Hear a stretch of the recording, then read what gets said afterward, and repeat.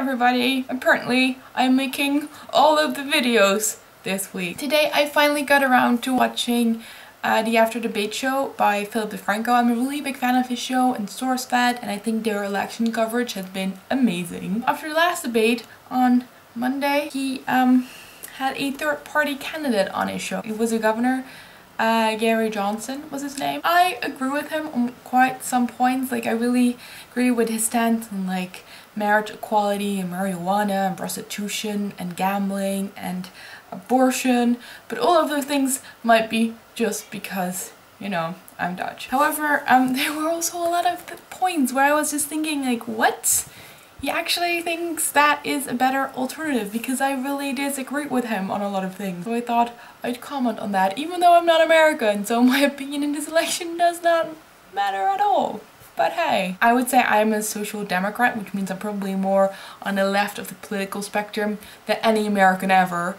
Though, considered the European standard, I'm quite centrist, so that's nice. Gary Johnson's version of a federal government really strange to me. For example, he wants to eliminate a lot of like income tax and corporate tax for one consumption tax rate of, I believe, 23%, and it's just not all the money that is currently in circulation is used for consumption. So this system, in my opinion, would really favor the rich and therefore become extremely unfair, because a lot of the money they make they don't use for immediate consumption, they invest it or they save it, whereas poorer families don't have that option because they have to you know, support themselves. Johnson was a governor from 95 till 2003, and it also means that his experience comes from a period of economic growth.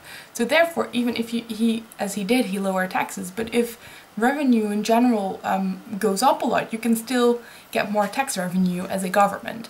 And I think currently that's not possible because a lot of companies are doing pretty bad. There is still a recession going on. So balancing the budget without increasing revenue means that you would have to cut spending, and you would have to cut spending to a point that would make me very uncomfortable.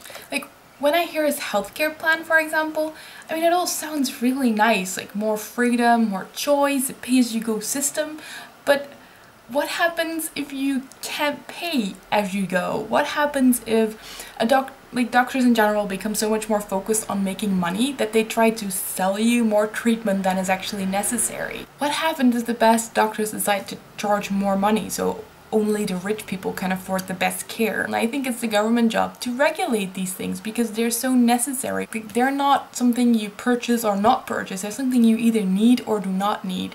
To sort of punish the sick people seems extremely unfair to me. I think there are plenty of issues like healthcare where the free market approach does not necessarily lead to the best outcome, and I think a lot of it has to do with the sort of fear a lot of Americans seem to have of their government, which makes no sense. The government is not out to get you, they are there to represent your interest. These social structures in place, like Social Security or Obamacare or other things, they might be expensive, but they're not just a drain on resources. In my opinion, it's about setting standards as a society.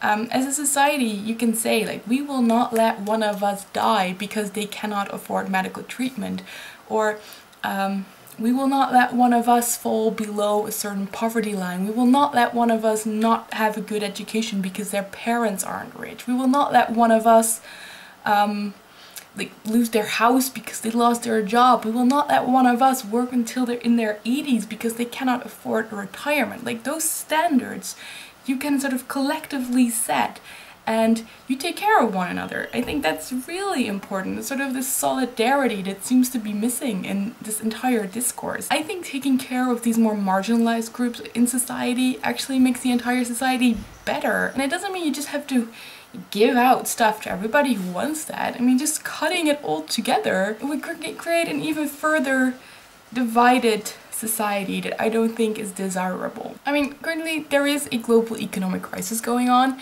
so the fact that, for example, that was mentioned in the video, I think, that more people are on food stamps, that makes sense to me, but that doesn't mean that that would be a reason to cut the program. It means that apparently more people are in this very bad situation where they need to rely on food stamps to survive.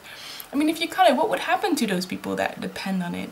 they're not just gonna have the money all of a sudden to take care of themselves. Aside from all my disagreements, I would say that Gary Johnson seemed a lot more genuine and a lot more real than most politicians. But I just wonder if he could keep that up if he was elected. There are so many already vested interests, important, like powerful institutions and people that I don't think he could really do everything that he talks about. However, altogether, I do really like third-party candidates. I don't think a two-party system is good for a country. It's just sadly not in the best interest of Americans to vote for a third-party candidate at the moment. For example, if Gary Johnson would be closer to Obama, for example, a lot of Obama voters might be tempted to vote for him, but that would mean that Romney would win these elections because the polls are so close now. And then the people that voted for Johnson are up with like the worst of their alternatives.